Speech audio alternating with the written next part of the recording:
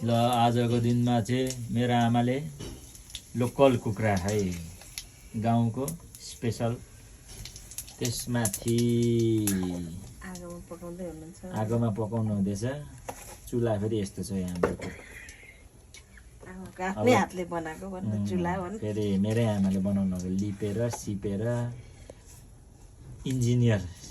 सानो इन्जिनियर आमा मासु चाहिँ यति भएछ यो खानुको हेर्नु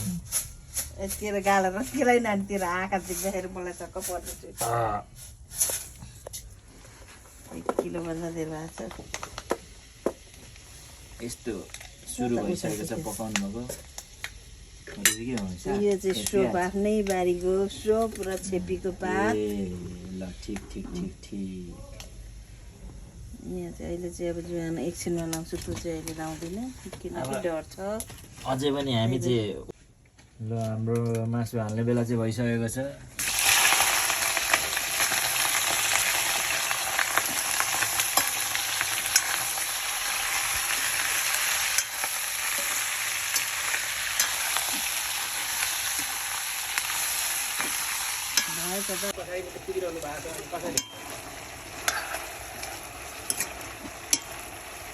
साथीहरू अहिले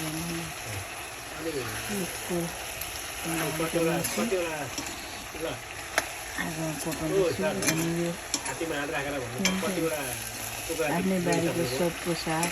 अनि छेपीको पात लाएर पकाउँदैछु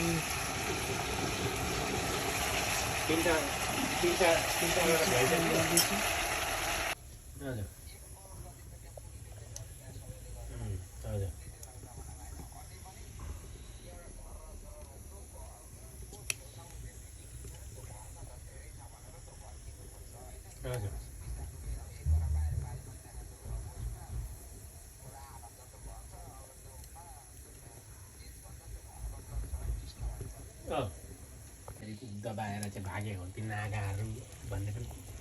छन् नि ती नागा लाइनमा तिनीहरूले पनि थुप्रै त्यस्ता कुराहरू गाडेर भागेका छन् अरे अनि त्यो कुराहरू चाहिँ अहिले